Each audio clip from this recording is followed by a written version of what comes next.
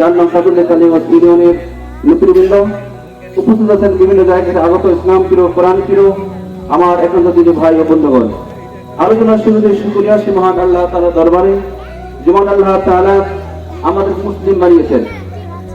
তিনি যদি ইচ্ছে করতেন তাহলে আমাদেরকে ইহুদি বানাতে পারতেন, কি ঠিক কিনা বলেন? তিনি যদি ইচ্ছে করতেন তাহলে আমাদেরকে খ্রিস্টান বানাতে পারতেন। তিনি যদি ইচ্ছে করতেন তাহলে আমাদেরকে মূর্তি পুজো করে হিন্দু বানাতে পারতেন। তা না, আমাদের মুসলিম বানিয়েছেন। আজকে মুসলিম হিসেবে আমাদেরকে ধর্ম কর্ম পালনের সুযোগ দিয়েছেন। সুবহান আল্লাহ তাআলা দরবারে শুকরিয়া। আমরা সকলে বলি আলহামদুলিল্লাহ। আমার আবারও শুকরিয়া আদায় করি এই জন্যে যে দীর্ঘ 16 বছর ধরে আমরা এভাবে উন্মুক্ত মাঠে কোরআনের হক কথা বলি, জাতির সামনে বলতে পারি নাই।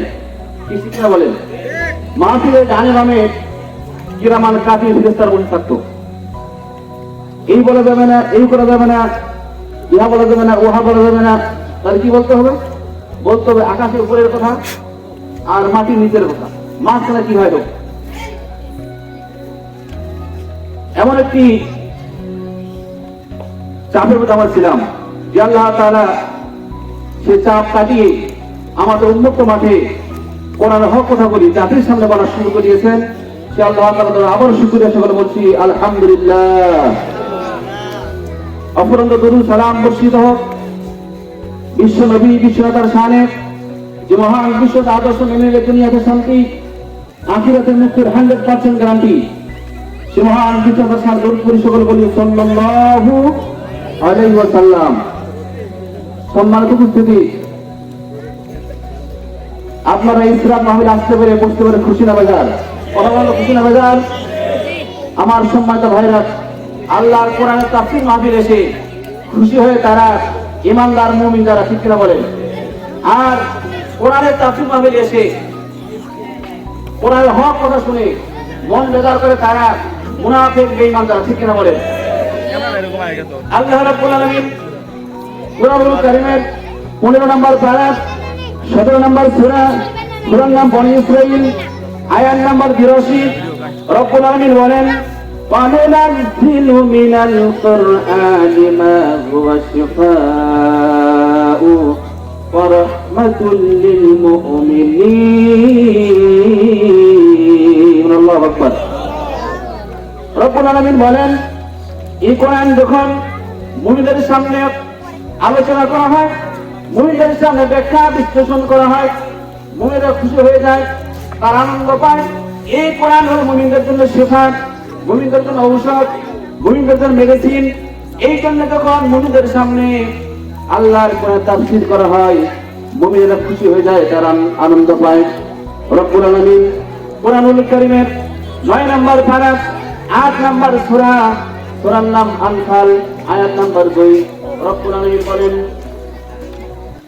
ইন্নামাল মুমিনুনা আল্লাযীনা ইযা যুকিরাল্লাহু ওয়াজিলাত কুলুবুহুম ওয়া ইযা তুলিয়াত আলাইহিম আয়াতুহু زادتهم إيمانا وعلى ربهم يتوكلون। الله أكبر। রব্বুল আলামিন বলেন মুমিনরা তারা আল্লাহর কথা শোনার হলে পরে যাদের অন্তরে কাঁপুন শুরু হয়ে যায়, আর কোরআনের তাফসীর যখন তাদের সামনে করা হয়, কোরআনের হক কথাগুলো শুনলে পরে তাদের ঈমান তাজা হয়ে যায়, আর তারা সব সময় নির্ভর করে ভরসা করে কার উপরে? তার উপরে। তাহলে মুমিন তো তারা যারা আল্লাহর কথা শুনলে পরে ঈমান তাজা হয়ে যায়, আল্লাহর কথা শুনলে পরে তাদের অন্তরে কাঁপুন শুরু হয়ে যায়, আর সব সময় তারা নির্ভর করে ভরসা করে আল্লাহর উপরে। বলে আমরা সব সময় নির্ভর করে কার উপরে? এগুলো বিশ্বাস আমরা করি যে আমাদের মরণ যদি মানুষের হাতে লেখা থাকে, তাহলে কোন মানুষ আমাদেরকে মরণ থেকে বাঁচাতে পারবে না। আর আল্লাহ তাআলা যদি আমাদের মরণ মানুষ হাতে লিখে না রাখেন, তাহলে দুনিয়ার হাজার মানুষ চেষ্টা করার পরেও আমাদেরকে মানুষ মারতে পারবে না। সম্মানিত উপস্থিতি, শুরুতে একটা উদাহরণ দিতে চাই, যদি আপনাদের অনুমতি পাই দিতে পারেন। একটা ছিল বাঘ। এই বাঘ একটা গরুকে পিড়াচ্ছে খাওয়ার জন্য। গরু দৌড়াচ্ছে, দৌড়াতে দৌড়াতে অনেক দূর পর্যন্ত চলে গেছে। বাঘ গরুর পিছন ছাড়ে না। এরপরে গরু নিয়োগ করলো যে যেহেতু বাঘ পিছন ছাড়ে না, প্রয়োজনে আমি আত্মহত্যা করবো, আত্মহত্যা করে মরেই যাবো, তারপর আমি বাঘকে খেতে দেব না। এরপরে গরু দেখলো যে রাস্তার পাশে একটা খাল, অনেকটা কাদা। গরু নিয়োগ করলো যে এই খালে ঝাঁপ দিয়ে এই জায়গায় আমি আত্মহত্যা করবো, এরপর বাঘকে খেতে দেব না। তাই কি করলো, গরু ওই খালে ঝাঁপ দিল। ঝাঁপ দেওয়ার সাথে সাথে গরুর চারটি পা কাদা ঢুকে গেল। পিছনে বাঘ, বাঘ গরুর এই দৃশ্য দেখে মহাখুশি। বাঘ বলছে, গরু তুমি আমার হাতের বাঁচার জন্য অনেক চেষ্টা করলে, কিন্তু পারলে না, তোমার পা তো কাদা ঢুকে গেল, তারাও আমি খাবো। এবার বাঘ কি করবো, এবার বাঘ টার্গেট করে গরু যে জায়গায় ঝাঁপ দিয়েছে ওই জায়গায় গরু খাওয়ার জন্য ঝাঁপ দিয়েছে। কিন্তু ভাগ্যের পরিণাম, গরু যে জায়গায় পড়েছিল তার 2 হাত আগে বাঘ পড়ে গেল। পড়ে যাওয়ার সাথে সাথে বাঘের চারটি পা কাদা ঢুকে গেল। বাঘ আর করতে পারে না। এবার গরু বলছিল, বাঘ মহারাজ আসো, তুমি তো আমাকে খাওয়ার জন্য চেষ্টা করি, এখন আসো খাও। বাঘ বলছে, দাঁড়াইস তো, অনেকক্ষণ পর্যন্ত চেষ্টা করলাম, দৌড়ে এলাম, হাঁপিয়ে গেছে, একটু রেস্ট নেই। এবার গুরু ডাক দিল, মহারাজ আমার কিন্তু মালিক আছে, যে মালিক সকালবেলা আমাকে ঘাস খাওয়ার জন্য যেতে রেখে গিয়েছিল, ওই মালিক কিন্তু সন্ধ্যা হলে আমাকে নেওয়ার জন্য আসবে। আসার পর যদি তোমাকে এসে থাকে, তাহলে আমার মালিক কি করবে, কোনো একটা বাঁশ দিবে, বাঁশ দিয়ে তোর মাথা খাবে, তোমার কান কাটে দিবে, পা ভেঙে দিবে, হাত ভেঙে দিবে, চোখ কানা করে, গুটি কানা দিয়ে তোমাকে হত্যা করবে। ঠিক দেখা গেল, সন্ধ্যা তখন হয়ে গেল। গরুর মালিক গরু নিতে আসলো, এসে দেখে যে পাশে মহারাজ তার মালিকেরা যারা বাকি থাকলো না, যে এই বাঘ আমার গরুকে পিটিয়ে দিয়েছে। বাঘকে দেখে মালিক কি করলো, একটা বাঁশ দিল, বাঁশ নিয়ে লোকজনকে ডাক দিয়ে ওই বাঘের মাথা ফাটালো।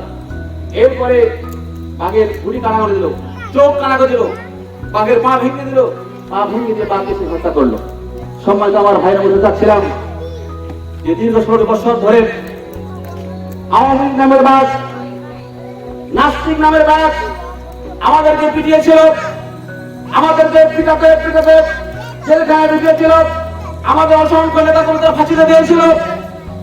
আমরা নির্ভর করে ভরসা করেছিলাম আমাদের একজন মালিক আছে, আজ না কাল কাল না পশু আমাদের মালিক আমাদেরকে রক্ষা করবেই, ঠিক কিনা বলেন আমার ভাইরা? আজ আমাদের মালিক আমাদের রক্ষা করেছে, কিন্তু তাদেরকে এমন আল্লাহ তাআলা মাটির তো দাবিয়ে দিয়েছে, আজ পর্যন্ত তারা তাদের নাম নেওয়ার মতো মানুষ নেই, ঠিক কিনা বলেন? আল্লাহ সাইদে বলেছিলেন, এমন একটা সময় আসবে, এমন একটা সময় আসবে, যেই সময় তোমরা বলবার জন্য ইঞ্জিনের গর্ত পর্যন্ত খুঁজে পাবা, ঠিক কিনা বলেন? আমার ভাইরা, সেই সময় চলে এসেছে, ঠিক কিনা বলেন? কোরআনের হক কথা বলতে দেওয়া হয় নাই, জাতিকে কোরআন থেকে দূরে রাখা হয়েছে, হাকারত, নির্যাতন, জুলুম আমাদের বড় করা হয়েছে। আমরা আল্লাহর উপস্থিত হয়েছিলাম যে আজ না কাল, কাল না পশু আল্লাহ তাআলা আমাদের বিজয় দিবেন। সেই সময় আল্লাহ তাআলা আমাদের দান করেছেন, সুবহানাল্লাহ। সুবহানাল্লাহ। আমার ভাইরা, আল্লাহ রাব্বুল আলামিন, আমরা যে কোরআন শুনি কি লাভ হবে? রব্বুল আলামিন কোরআনুল কারীমের 9 নম্বর পারা 7 নম্বর সূরা, সূরা নাম আরাফ, আয়াত নম্বর 204, রব্বুল আলামিন বলেন, ওয়াইদা কুরিয়াল কুরআনু ফাসমিউ লাহু ওয়া আনসিতু লাআল্লাকুম তুরহামুন। আল্লাহু আকবার। রব্বুল আলামিন বলেন, যখন তোমাদের সামনে কোরআনের ব্যাখ্যা হয়, কোরআনের বিশ্লেষণ হয়, যখন তোমাদের সামনে কোরআনের কথাগুলি বলা হয়, তখন তোমরা চুপচাপ বসে বসে কোরআনের কথা শুনতে পারো। যতক্ষণ পর্যন্ত শুনবা, ততক্ষণ পর্যন্ত আল্লাহ রাব্বুল আলামিন তোমাদের উপর রহমত করবেন। বলেন সুবহানাল্লাহ। কোরআনের হক কথা শুনলে পরে আল্লাহর রহমত নাযিল হওয়া চাই কি চাই না? কত চাই কি চাই না? আমার ভাইরা, আমরা দুনিয়ায় বাংলার যে অনেক শাসন দেখেছি, আমরা শাসন দেখেছি চাচার, আমরা শাসন দেখেছি বাবার, আমরা শাসন দেখেছি বাবার মেয়ের, আমরা শাসন দেখেছি স্বামীর, শাসন দেখেছি স্ত্রী, ঠিক কিনা বলে? আমাদের সব শাসন দেখাচ্ছে, আগামীতে তুমি বাংলাদেশ, ঠিক কিনা বলে? আমার ভাইরা, আমরা এখন কোরআনের শাসন দেখতে চাই, আল্লাহ তাআলা সবাইকে যেন কোরআনের সাথে তারা সুলতান বলুন আল্লাহুম্মা আমিন। আল্লাহুম্মা আমিন। সকল উপস্থিতি, ঠিক। এই মাসটি হলো নবীজির জন্ম মৃত্যুর মাস। এই মাসে আমাদের নবীজি জন্মগ্রহণ করেছিলেন, এই মাসে তিনি ইন্তেকাল করেছিলেন। এই জন্য এই মাসটি হলো নবীজির জন্ম মৃত্যুর মাস। আর আজকে যে আয়োজন, এটা সিরাত মাহফিল। নবীজির জীবনীটা হলো দুভাবে, একটা হলো মিলাদুন নবী আর একটা সিরাতুন নবী। মিলাদুন নবী হলো নবীজির জন্ম বৃত্তান্ত, জন্ম নিয়ে আলোচনা, আর সিরাতুন নবী হলো নবীজির কর্ম নিয়ে আলোচনা। আজ অনেক মানুষ আছে নবীজির জন্ম মানে জন্ম পেয়ে তারা আনন্দিত হয়, কিন্তু রসুলের সে কর্ম তারা মানে না। শুধুমাত্র জন্ম মানলেই হবে না, রসুলের কর্ম কি মানতে হবে। যারা শুধু জন্মটা মানবে, কর্মটা মানবে না, রসুল কিভাবে খেয়েছেন, কিভাবে রাজনীতি করেছেন, কিভাবে দেশ চালিয়েছেন, কিভাবে কি করেছেন, এগুলি যারা মানবে না, শুধুমাত্র রসুলের মিলাদুন নবী, রসুলের জন্ম বৃত্তান্ত মানবে, কর্ম মানবে না, এরা যাবে জাহান্নামে। কেন জাহান্নামে যাবে? রসুলের আপন চাচা আবু লাহাব, রসুল আপন চাচা আবু তালিব, এরা রসুলের জন্ম নিয়ে আনন্দিত করেছিল, আনন্দ হয়েছিল, কিন্তু রসুলের কর্ম তারা মানে নাই। আমি জানতে চাই, রসুলের এই দুই চাচা জান্নাতে না জাহান্নামে? বলুন তো। জাহান্নামে। কেন জাহান্নামে? আর রসুলের মিলাদ মেনেছিল, সিরাত মানেনি। রসুলের সিরাত না মানার কারণে তারা জাহান্নামে। আবার রসুল আবার দুই চাচা আমির হামজা এবং আব্দুল আব্বাস, এরা রসুলের মিলাদ মেনেছিল, সিরাত মেনেছিল। এই জন্য এই দুই চাচা রসুলের জান্নাত, এরা দুনিয়ার জান্নাতের সার্টিফিকেট পেয়েছেন। বলুন সুবহানাল্লাহ। সম্মানিত উপস্থিতি, এই দিন আজকে আমরা আলোচনা করবো রসুলের সিরাত নিয়ে। আল্লাহ রসুল এমন সময় পৃথিবীতে এসেছিলেন যেই সময়ে গোটা আরবে ছিল অরাজকতা, রাষ্ট্রীয় কোনো শাসন ছিল না। যেই সময়ে মানুষ 360টি মূর্তির পূজা করেছিল, যেই সময়ে কাবা ঘরের মতো জায়গায় 360টি মূর্তি ঝুলন্ত ছিল। এরপরে যেই সময় শিশু কন্যাদেরকে ধরে হত্যা করা হতো, নারীদের কোনো সম্মান ছিল না, নারীদের শুধুমাত্র ব্যবহার করা হতো, দেখা হতো না কার মেয়ে, কার বউ, কার স্ত্রী, কার বোন দেখা হতো না। তারা এইভাবে নারীদেরকে ব্যবহার করতো। এরপরে মেয়েরা যখন, মহিলারা যখন গর্ভবতী হতো, 7 মাস 8 মাস যখন মায়ের পেটে বাচ্চা ধারণ করতো, এরপরে এই সময় তারা কি করতো, তখন তারা মায়ের পেট থেকে বাচ্চা বের করে, মায়ের পেট থেকে বাচ্চা বের করে মায়ের সামনে বাচ্চা 2 পাতে আছাড় দিয়ে বাচ্চা হত্যা করতো, মাকে হত্যা করতো। তারা আত্মনাদ করতো। এই আত্মনাদ দেখে সেই সমাজের মানুষগুলো তারা অট্ট হাসতে থেকে উঠত। এমন একটি পরিবেশে যেই সময় হাজারো হাজার কন্যা সন্তানকে ধরে আরবের লোকেরা, জাহিলিয়াতের লোকেরা হত্যা করেছিল। এমন একটি ঘটনা আল্লাহ রাসূলের সামনে এসে সাহাবী বর্ণনা করলেন। তিনি বলেন, ইয়া রাসূলুল্লাহ, আমি জাহালাতের কারণে আগে বুঝতাম না, আমি আমার নিজের মেয়েকে হত্যা করেছিলাম। আল্লাহ রাসূল বললেন, তুমি তোমার সেই ঘটনা বর্ণনা করো। তাফসীরের ভিতরে এসেছে, তার নাম যে তাহাতুল কলবি। তিনি নতুন বিবাহ করলেন। নতুন বিবাহ করার পরে তার স্ত্রীর ঘরে যখন বাচ্চা চলে আসলেন, এমন সময় তাহাতুল কলবি বিদেশে বাণিজ্য করার জন্য যাবেন। তার স্ত্রী ডাক দিয়ে বললেন, স্ত্রী শোনো, তুমি কিছুদিন পরে বাচ্চা প্রসব করবে, তোমার সে বাচ্চা যদি ছেলে বাচ্চা হয় তার যদি অবস্থায় রেখে দিবে, আর যদি মেয়ে হয় তার পা ধরে রাস্তা দিয়ে হত্যা করবে। এই ওসিয়ত করে তিনি চলে গেলেন বিদেশে। কিছুদিন পরে মা বাচ্চা প্রসব করলেন, দেখা গেল ছেলে না হয়ে মেয়ে হয়ে গেল। এবার মা চিন্তা করলেন, বাচ্চা চাঁদের মতো ঝলমল, আমি কি করে হত্যা করতে পারি। মা বাচ্চাটি হত্যা করলেন না, মা বাচ্চাটিকে তিনি আস্তে আস্তে লালন পালন বড় করলেন। এর মধ্যেই তিনি বাড়িতে চলে আসলেন, বাড়িতে চলে আসলেন। আসার পরে তার মেয়েটার মধ্যে বড় হয়ে গিয়েছিল। তাকে দেখা মাত্রই আব্বা আব্বা আমরা ডাকা শুরু করলো। কালকে তার মেয়ের ডাক শুনলেন না, শেষ পর্যন্ত তার স্ত্রী জিজ্ঞেস করলেন, এটি কার মেয়ে? স্ত্রী বললেন, স্বামী গো, আপনি যখন বিদেশের সঙ্গে পাড়ি দিয়েছিলেন তখন তো আমার এই বাচ্চা প্রসব হয়েছিল, এটা তো আমাদের মেয়ে। ডাক দিয়ে বললেন, হত্যা করো নাই? স্ত্রী বললেন, না, কেন হত্যা করবো? বাচ্চা চাঁদের মতো ঝলঝল, চাঁদের মতো ফিফটিটা, আমি কি করে মায়ের সাথে হত্যা করতে পারি? রাখা যাবে না। এরপরে কি করলেন? এরপরে দেহাতুল কালবি দিনের বেলা দুপুরে বেলা বাচ্চাটিকে সাথে করে একটি কোদাল নিয়ে মাঠে চলে গেলেন। যাওয়ার পরে গর্ত খনন করা শুরু করলেন। গর্ত খুঁড়তেছে, গর্ত খুঁড়তে করে থেমে যাচ্ছে। আর শুরু ধুলাবালি লাগতেছে। মেয়েটি আদর করে ধুলাবালি ফিরে দিচ্ছে। আর তার কেউ চাপা, আপনি এত কষ্ট করে কেন, এই রোদের মধ্যে কষ্ট করার কি দরকার আছে? মেয়েটি জানতো না এই গর্তের মধ্যে তাকে হত্যা করা হবে। এরপরে যখন এক বেলা পর্যন্ত খনন হয়ে গেল, দেখা গেল তার মেয়েকে প্রথমে নামিয়ে দিল। এবার দেখা গেল এক বেলা পর্যন্ত খনন হয়েছে। এবার চতুর্দিকের মাটি ওই গর্তে ফেলা শুরু করলো আর চতুর্দিকে খিজা শুরু করলো। খিস্তে খিজার বেলা পর্যন্ত তাকে পুঁতে দিল। মেয়ে বাচ্চা শুরু করলো, আপা আপনি কোন আমাকে হত্যা করেন কেন? আপনি আমাকে এই জায়গায় পুঁতে রাখেন। আমি অন্যায় করলাম, কি দোষ করলাম? আমি কোনো অন্যায় কোনো দোষ করি নাই। আপা আপনি আমাকে বাঁচিয়ে রাখেন, আমাকে ছেড়ে দেন। কোনদিন আপনার কাছে আসবো না, টাকা দেবো না, পয়সা তোমার খরচ আমার কিছু দেবো না। আপা আপনি আমাকে ছেড়ে দেন। সেদিন তার মেয়ে আপনার না শুনে একটা বড় পাথর নিল। পাথর নিয়ে মেয়েটির মুখ বরাবর করে মারলো। মেয়েটি আত্মনাদ করতে করতে তাকে ইন্তেকাল করলো। এমন একটি পরিবেশ, এমন একটি কঠিন অবস্থান যখন মক্কা জুড়ে অবস্থান করতেছিলেন, বিরাজমান করতেছিলেন, ঠিক সেই সময় আল্লাহ রাব্বুল আলামিন তার শ্রেষ্ঠ নবীকে তামাম পৃথিবীবাসীর জন্য রাহমাতাল লিল আলামিন প্রেরণ করলেন। সুবহানাল্লাহ, সুবহানাল্লাহ। আল্লাহ রাব্বুল আলামিন তাকে জানিয়ে দিলেন কোরআনুল কারীমের 17 নম্বর পারা 21 নম্বর সূরা, সূরা নাম আম্বিয়া, আয়াত নম্বর 107। রাব্বুল আলামিন জানিয়ে দিলেন, ওয়া মা আরসালনাকা ইল্লা রাহমাতাল লিল আলামিন। আল্লাহু আকবার। রাব্বুল আলামিন জানিয়ে দিলেন, নবী হ্যাঁ আমি হলাম তামাম বিশ্ববাসীর জন্য আমি রব, আমি হলাম রব্বুল আলামিন।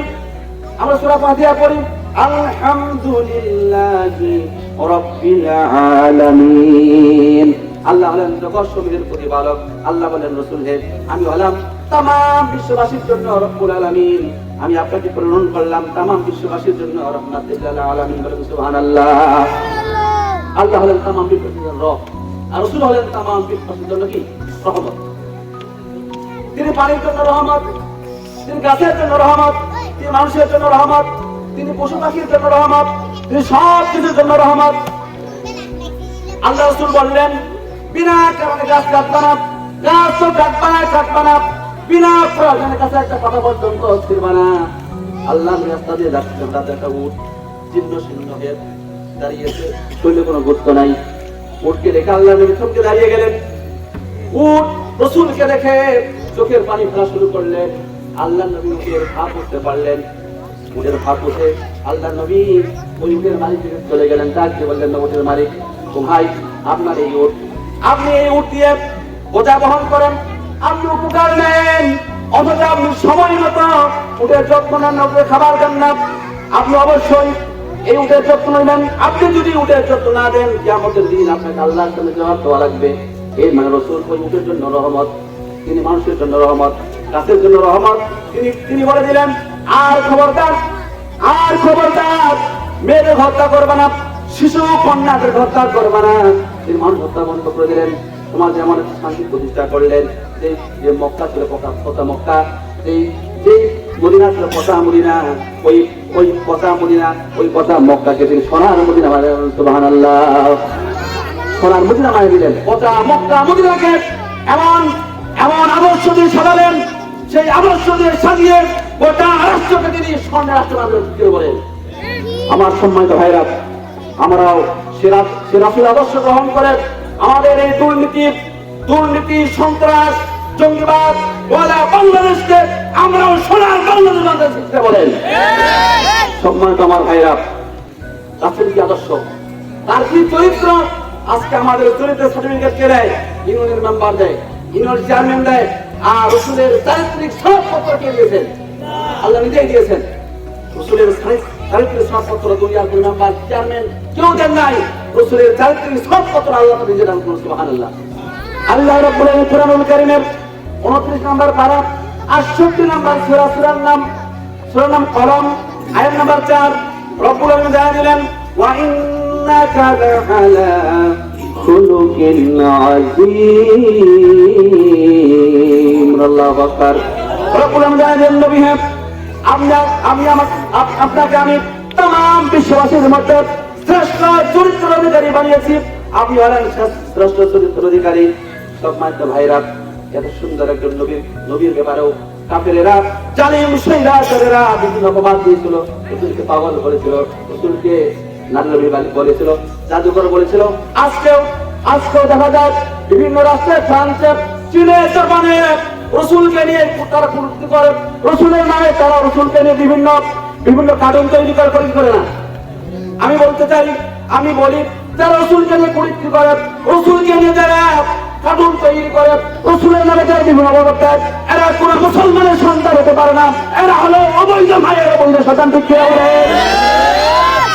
সম্মানিত ভাইয়েরা, সে রসুলের সেই আদর্শ আমাদের পালন করতে হবে।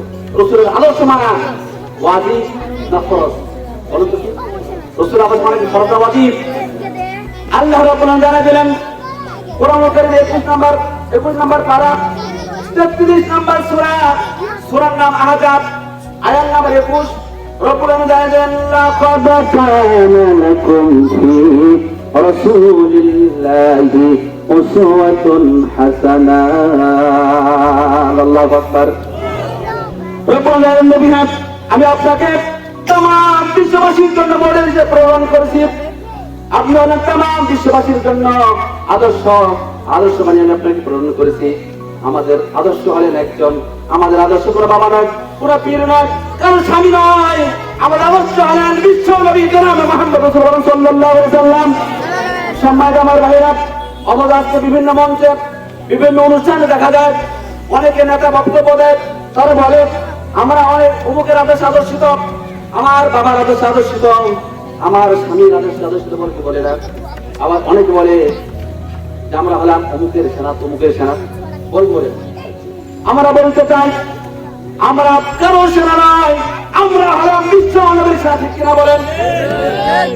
বিভিন্ন জায়গায় বক্তব্য দেয় আমার অমুকের সেনা, ভয় করি না বুলেট মামা বলে না। আমরা বলি আমরা হলাম বিশ্ব নবীর সেনা, ভয় করি না বুলেট বোমা, রক্ত দিয়ে সবার কোনো। ঠিক কিনা বলেন? সম্মানিত ভাইরা, এই আসুন আমাদের রসুলের আদর্শ গ্রহণ করতে হবে। আমি আর আলোচনা দিব না, আমার সময় শেষ। ইনশাআল্লাহ সময় মতো আরো কথা হবে। আমার এই অল্প কথায় যদি কেউ মনে ব্যথা পেয়ে থাকে, নিজের ক্ষমা করে আমাদের দোয়া করবেন। আল্লাহ তাআলা কোরআন ইসলামের জন্য আমাদের সবাইকে কবুল করুন, আমিন। এই আশা আকাঙ্ক্ষা ব্যক্ত করে আমার সালাম। আসসালামু আলাইকুম ওয়া রাহমাতুল্লাহি ওয়া বারাকাতুহু। আলহামদুলিল্লাহ, অসংখ্য ধন্যবাদ জহুর ভাইকে তার জ্ঞানগর্ভ আলোচনার জন্য। এ পর্যায়ে আজান না, নামাজটা 8টায়, পৌনে 1টায় আজান, 8টায় নামাজ। আলহামদুলিল্লাহ, আমরা এইটুকু সংক্ষিপ্ত সিরাত নবী উপলক্ষে সংক্ষিপ্ত আলোচনা শুনব। মাওলানা মোহাম্মদ আব্দুল সালাম ভাই, কামাত কাজল দিঘি, জামাত ইসলাম তারবিয়াত সেক্রেটারি, ওনাকে আলোচনা করার জন্য আমি অনুরোধ জানাচ্ছি।